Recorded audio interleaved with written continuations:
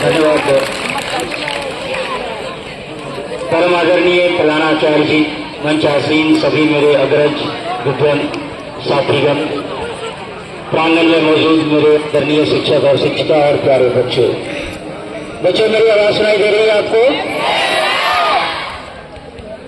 ये जो गुरु पूर्णिमा मनाया जा रहा है, हमारे यहाँ ये पर्व और त्योहार की तरह मनाया जाता है अभी भी। मेरे यहाँ कहने का तात्पर्य है, मैं बिहार का रहने वाला हूँ, वहाँ पर ये त्योहार की तरह मनाया जाता था और तब मुझे भी इसके बारे में इतनी जानकारी नहीं थी कि आखिर ये चीज है क्या गुरु पूर्णिमा। लेकिन जैसे ही अवसर प्राप्त हुआ आपके समक्ष इस कार्यक्रम को लेकर आने के लिए, जो थोड़ा कुछ पढ़ा लिखा, जाना समझा, तो इस दिन के दिवस की महत्वता का पता मुझे चला। और जैसे कि कार्यक्रम के प्रारंभ में मिश्रा सर ने कहा कि बहुत अच्छी शुरुआत है। सुनाई दे रही है मेरी आवाज सबको बेटा? तो खेलना बंद करो और मुझे सुने जरा बेटा। गुरु का क्या मतलब होता है? अगर हिंदी पढ़ते हैं तो गुरु का मतलब आप लोग शिक्षक कहते हैं। अगर हालांकि हिंदी की जो विषय वस्तु है सीमित कर दी गई है, नहीं तो पहले आप लोगों को छंद भी पढ़ना पड़ता था। छंद में लघु और गुरु का बहुत महत्व होता है। या जो लोग संगीत सीख रहे होंगे उसको उसमें लघु गुरु का मतलब समझते होंगे ना बेटा।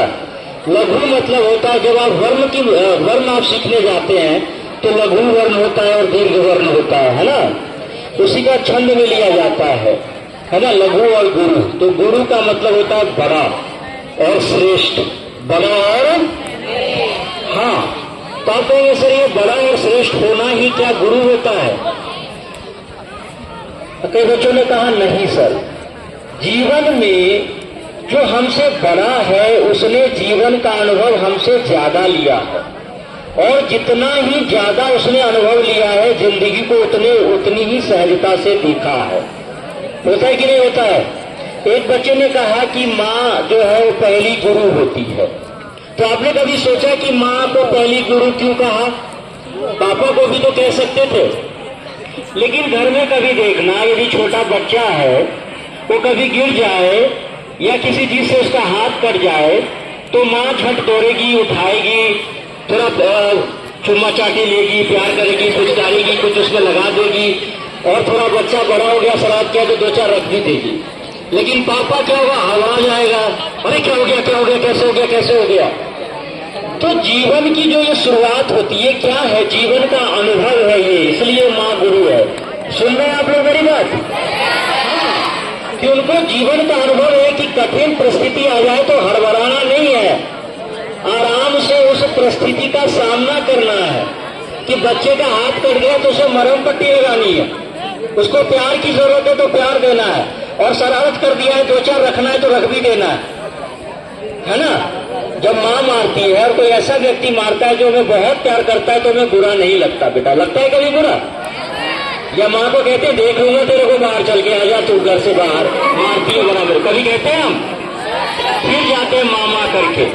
क्यों? क्योंकि उनका जीवन के प्रति अनुभव ही है कि कैसे बच्चे की परवरिश की जाए, और यही अनुभव उन्हें क्या बनाता है? हमारी पहली गुरु बनाता है बेटा। आवाज मुझसे ज्यादा आपकी आ रही है, पता नहीं मैं यहाँ से बोल रहा हूँ या ऐसे चिल्ला रहा हूँ, सुन रहे हो? हाँ। तो हम दिन प्रतिदिन जिनसे भी सीखते हैं और जिसका भी जीवन में हमसे अनुभव बड़ा होता है वो हमारे गुरु होते हैं। और अंश ने अपने एक अनुभव पे टीचर का सुनाया था बेटा, मेरा भी अनुभव है। अभी कुछ दिन पहले हमारे इस स्कूल में अग्रज हमारे अरविंद झा एक पुरानी घटना का याद दिला रहे थे। ऐसे असेंबली में मैं बैठा हुआ था और 2 अक्टूबर का दिन था, गांधी जी पर चर्चा हो रही थी, और उस समय में गांधी जी को काफी पढ़ चुका था। मुझे लगता था ऐसा कि मैं गांधी जी को काफी पढ़ चुका हूँ, उन पर लिखी 8-10 किताब लेवल 12 पढ़ चुका था, और माई एक्सपेरिमेंट विद ट्रूथ तो पढ़ ही चुका था, और मैं अपने आप को गांधी जी का बहुत बड़ा फैन मानता था कि मैं ही हूँ गांधी के बाद अब। तो असेंबली में गांधी जी की तारीफ चल रही थी, 2-4 बच्चे गांधी जी को गाली दे रहे थे, मैंने एक को पकड़ के पीट दिया। तो गांधी जी को गाली देते हैं, पकड़ के पीट दिया। शिकायत गई मेरे क्लास टीचर। मेरे क्लास टीचर उस समय हुआ करते थे रत्नेश्वर झा सर, बड़ी अच्छी पर्सनालिटी थी, कभी किसी बच्चे को पीटते नहीं थे। मेरी शिकायत गई, उसका पेरेंट्स आया हुआ था, उनके सामने जो कहना था कह दिया उन्होंने। फिर बाद में उन्होंने मुझे बुलाया और बहुत प्यार से पूछा उन्होंने पहले कि क्या तू गांधी जी को बहुत मानता है? मैंने कहा हाँ सर। उठे और जोर से एक लगाया कान के नीचे, दिमाग सन रह गया। मैंने कहा सर ने क्यों मारा मुझे? तो सर ने कहा लगाने के बाद बेटा कि जो व्यक्ति गांधी जी को मानता है वो हिंसा कैसे कर सकता है? तो मैंने हाथ जोड़ लिया। मैंने कहा सर गुरु आप हो, आप ही शिक्षा दोगे तो हम आगे बढ़ेंगे। कई बार हम किताब पढ़ लेते हैं परंतु किताब का अर्थ नहीं गुन पाते, शब्दों का अर्थ नहीं जान पाते, संदर्भ नहीं समझ पाते, जीवन में इसलिए पीछे रह जाते हैं। गुरु का होना इसलिए जरूरी है कि हम जो जानते हैं वो कितना खरा है, कितना उसे नापा गया है, कितना तोला गया है। और आजकल तो गुरु का महत्व और बढ़ गया है बेटा, व्हाट्सएप यूनिवर्सिटी के जमाने में, फेसबुक के जमाने में, कि कौन सी बात सत्य है, कौन सी बात अफवाह है, कौन सी बात जानना चाहिए, कौन सी बात नहीं जानना चाहिए। लेकिन साथ में एक बात जो प्रिंसिपल साहब हमारे बार बार यहाँ से कहते रहते, जो आप लोग बना लेते हो, कबीर साहब ने एक बात तो जरूर कही है जो सब लोगों ने कही, लेकिन कबीर साहब ने एक दोहा और कहा है जो आदंकी सर सुना रहे थे कि जाका गुरु आंध्रा, जाका गुरु आंध्रा चेला जाचंद, जाका गुरु आंध्रा चेला जाचंद, अंधे अंधा ठेका दोनों को परंत। यदि आपने बेवकूफ गुरु चुन लिया, जैसे हम लोग चुन लेते हैं, बाहर क्लास बंद करके भागने वाला गुरु चुन लेते हैं, कोई नशा वशा करता है वैसा गुरु चुन लेते हैं, शरारत करने वाला गुरु चुन लेते हैं, तो गुरु अंधा है, चेला जाचंद हो गया और दोनों एक दूसरे को कुएं में ढकेल देता है। न उसको गुरु बचता है न चेला बचता है।